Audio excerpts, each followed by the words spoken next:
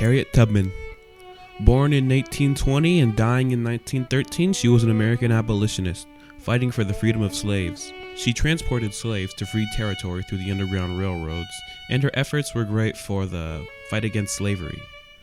This is the history you know of Harriet Tubman, just a few pages of a textbook you read in the 8th grade. But what you may not know?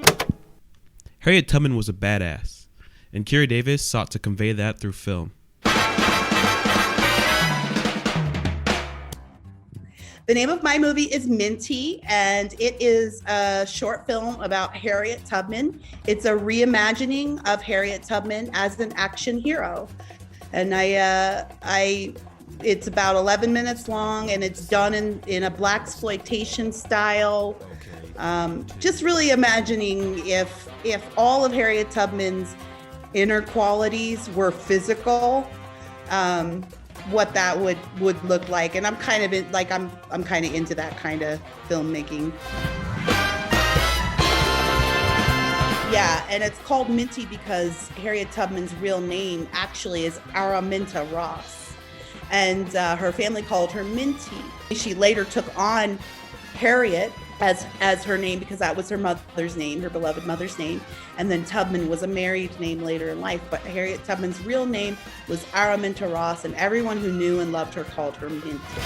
Dead niggas tell no tales.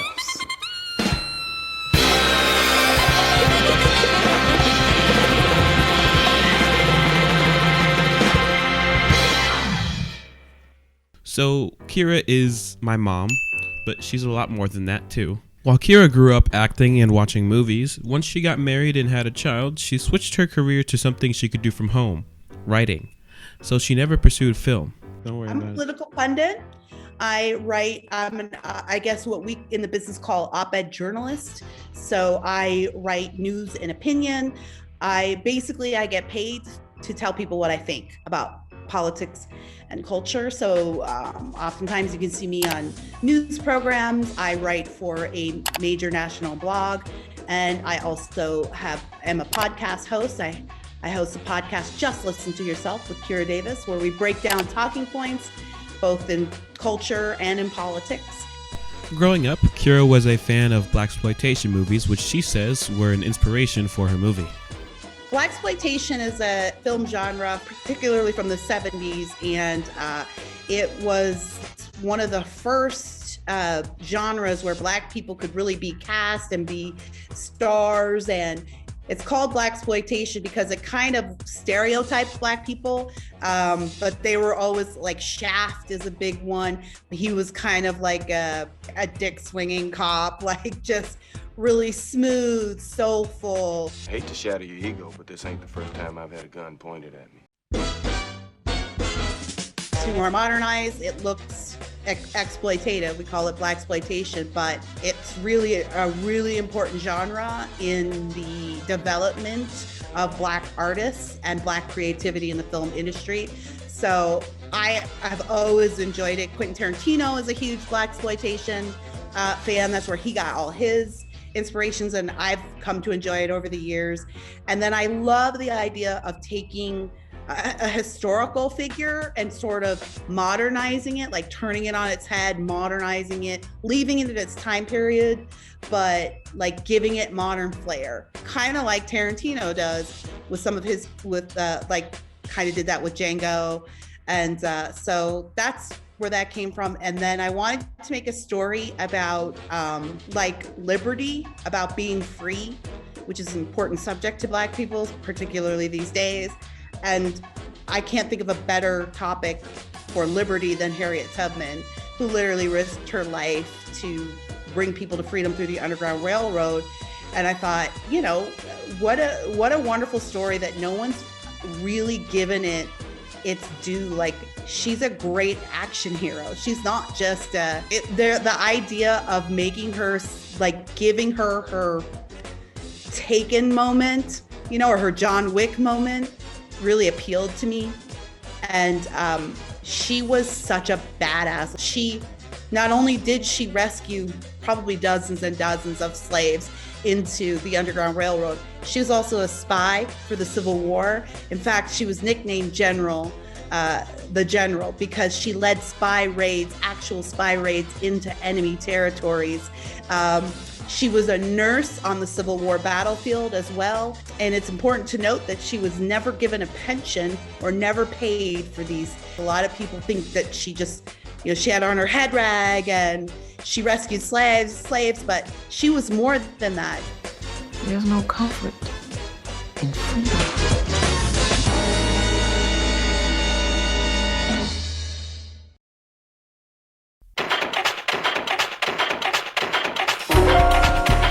I got a grant. I was looking to get into, I'd never made a movie before, and I was looking to get into filmmaking, and I got a grant to make a film. And this was a great grant. They give you a script mentor. They gave you a working Hollywood producer to mentor you as well, and take you through the whole process. Basically, they just train people who have been typically shut out of the industry. So I got a grant. I got $20,000, and then I raised another $15,000 to do this film.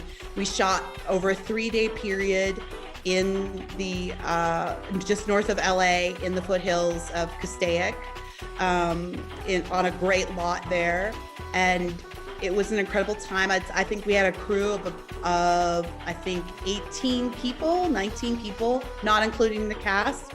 And it was a great experience. We had a blast. It was exhausting. I mean, we were working, that was 3 days of 18-hour days, but we were so thrilled just to be together. And it was an unbelievable experience. Do you think that this movie that you made is important in any way to society? Yeah. I do. First of all, I think it's important because Black filmmakers have been shut out of the industry for quite a long time. And I've always wanted to be a part of the film industry, but I sort of thought I didn't belong there. And so just the fact that I didn't make this movie alone. I had creative partners, my partner, Jim Jamitis, who is a great writer and supported me along the way.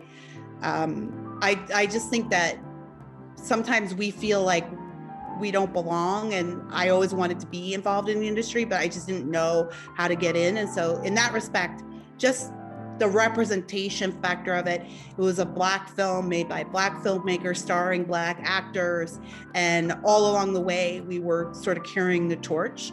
So I was very proud of it in that respect. But also, I don't think we know enough about Harriet Tubman. And I know that in school, you guys we all learned like, oh, Underground Railroad, and here she's got her head rag on and she's got her slave rags on and she's rescuing people in the Underground Railroad, but she has a more robust story. I don't think she's ever really gotten her due respect for the legendary figure that she is in American history. And I think if America has founding fathers, and it does, then we would have to certainly say that Harriet Tubman is a founding mother. And she really did change the course of American history. So in that respect, I think this is an important film. And it was my goal to make this film and turn it into a series, a TV series. So I still have hopes for that as well, because I think there's way more to be told in Harriet's story that the American people still have yet to hear.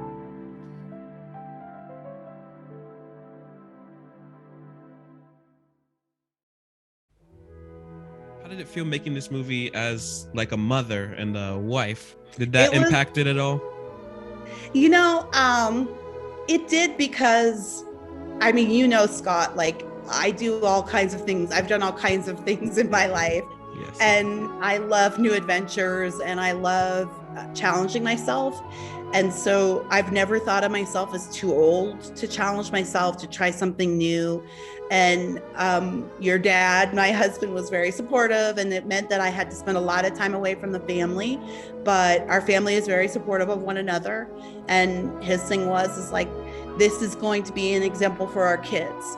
It's just, and that's how I feel about everything I do, but especially this film, that I hope that it showed you kids that you're never too old to try something new, that there's nothing that you can't do if you put your mind to it. And there's no reason, if you want to do something and something interests you, there's no reason for you not to try it. I could have failed, and maybe in a lot of ways I did fail on this film, especially being a first-time director, but it's only a failure if you don't learn anything from it.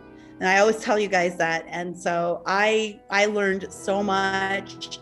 I challenged myself, and I hope that as a mom, that's what my kids saw, that mom is never afraid to challenge herself. And you should never be afraid to challenge yourself either. Don't be afraid of failure, because again, failure is only failure if you don't learn anything.